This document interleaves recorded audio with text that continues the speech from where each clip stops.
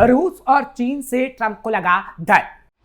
Greenland को लेकर होगा घमासान, एक और युद्ध तय। वेनेजुएला पर हमले के बाद ट्रंप का मनोबल और बढ़ गया है और ट्रंप की धमकियां कम होने का नाम नहीं ले रही। और अब रूस और चीन को भी सीधी धमकी दी गई है, जिसका अंजाम अब ट्रंप को भुगतना पड़ सकता है। ग्रीनलैंड पर ट्रंप कब्जा करना चाहते हैं, जिसका विरोध लगातार हो रहा है। जहां ग्रीनलैंड की संसद में ट्रंप को लताड़ा गया, वहीं ट्रंप की दादागिरी पर चीन और रूस का भी दो टूक जवाब आया। इतिहास गवाह है कि सुपर पावर बनने की होड़ में दुनिया के कई देशों को अमेरिका ने तबाह किया है, लेकिन क्या अमेरिका पावरफुल देश चीन और रूस को तबाह कर पाएगा?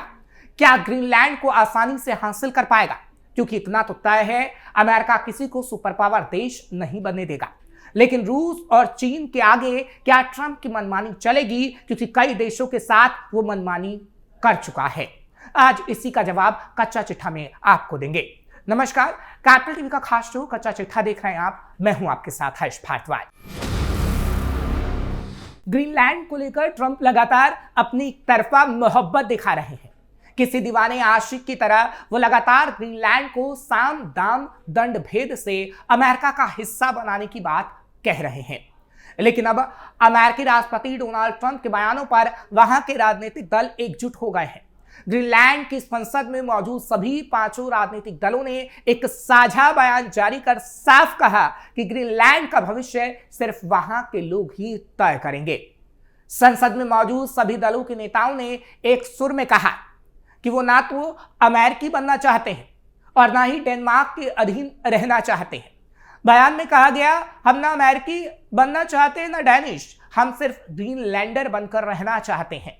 नेताओं ने अमेरिका से भी अपील की कि ग्रीनलैंड को हल्के में लेने का रवैया बंद कर दिया जाए और उसके भविष्य से जुड़े फैसले वहां की जनता पर ही छोड़ दिए जाएं।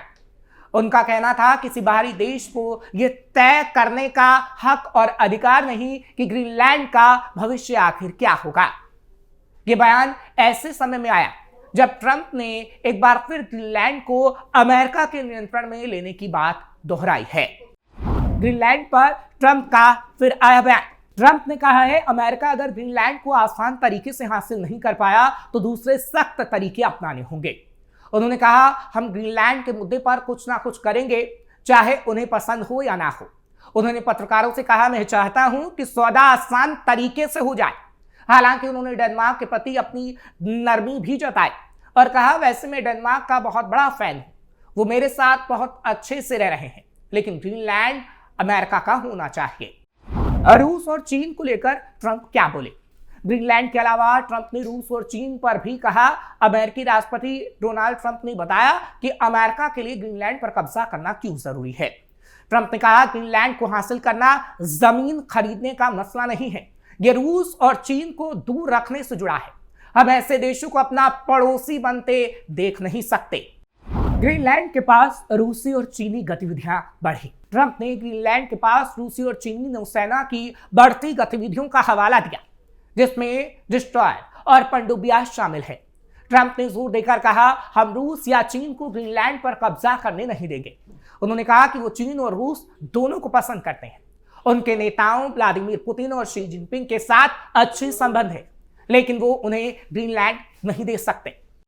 रूस और चीन से क्यों डर रहा है अमेरिका? अमेरिका की सबसे बड़ी चिंता रूस की बढ़ती सैन्य गतिविधियां हैं। रूस पिछले कुछ सालों में आर्कटिक क्षेत्र में नए सैन्य अड्डे, एयरबेस, मिसाइल सिस्टम और न्यूक्लियर सबमरीन नेटवर्क तैयार कर चुका है। रूसी नौसेना की गतिविधियां लगातार बढ़ रही हैं, जिससे अमेरिका को उत्तरी दिशा से खतरे की आशंका है। चीन दूसरी रणनीति पर काम कर रहा है। वो खुद को नियर आर्कटिक स्टेट बताता है और आर्थिक निवेश के जरिए इलाके में मौजूदगी बढ़ाने की कोशिश कर रहा है। चीन ग्रीनलैंड में एयरपोर्ट, बंदरगाह और खनन परियोजनाओं में निवेश करना चाहता था, लेकिन अमेरिकी दबाव के चलते कई प्रोजेक्ट रद्द कराए गए। वाशिंगटन को डर है कि अगर उसने ढील दी तो चीन आर्कटिक में स्थायी आर्थिक और रणनीतिक पकड़ बना सकता है। अमेरिकी सुरक्षा के लिए ग्रीनलैंड क्यों है अहम? दरअसल ग्रीनलैंड अमेरिका के लिए एक तरह से उत्तरी सुरक्षा ढाल है। यहीं से रूस की ओर से आने वाली किसी भी मिसाइल या हवाई गतिविधि की सबसे पहले पहचान की जा सकती है। अमेरिका का स्पेस अर्ली वार्निंग सिस्टम और मिसाइल डिफेंस नेटवर्क ग्रीनलैंड पर काफी हद तक निर्भर है। शीत युद्ध के दौरान भी ग्रीनलैंड सोवियत संघ पर नजर रखने का अहम केंद्र था। आज वही भूमिका और भी ज्यादा महत्वपूर्ण हो गई है, क्योंकि रूस और चीन दोनों ही हाइपरसोनिक मिसाइल और एडवांस नेवल सिस्टम विकसित कर रहे हैं, जो कि अमेरिका नहीं होने देना चाहता। दरअसल इसे आसानी से ऐसे समझा जा सकता है कि ग्रीनलैंड की भौगोलिक स्थिति बहुत खास है। ये उत्तर अमेरिका और यूरोप के बीच यानी अटलांटिक महासागर के बीचों बीच के पास स्थित है। इसी वजह से इसे मिड अटलांटिक क्षेत्र में एक बेहद अहम ठिकाना माना जाता है। ग्रीनलैंड यूरोप और रूस के बीच सैन्य और मिसाइल निगरानी के लिए बेहद अहम है। यहां अमेरिका का धूले एयरबेस पहले से है, जो मिसाइल चेतावनी और रूसी चीनी गतिविधियों पर नजर रखने के लिए बेहद जरूरी है। चीन और रूस पर यहां से नजर रखी जा सकती है।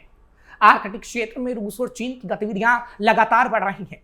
ग्रीनलैंड पर प्रभाव होने से अमेरिका इस इलाके में अपनी भू राजनीतिक पकड़ मजबूत रखना चाहता है। प्राकृतिक संसाधन भी एक बड़ी वजह है। ग्रीनलैंड में दुर्लभ खनिज, तेल, गैस और रेयर अर्थ एलिमेंट्स के बड़े भंडार माने जाते हैं, जिनका भविष्य में आर्थिक और तकनीकी महत्व बहुत ज्यादा है।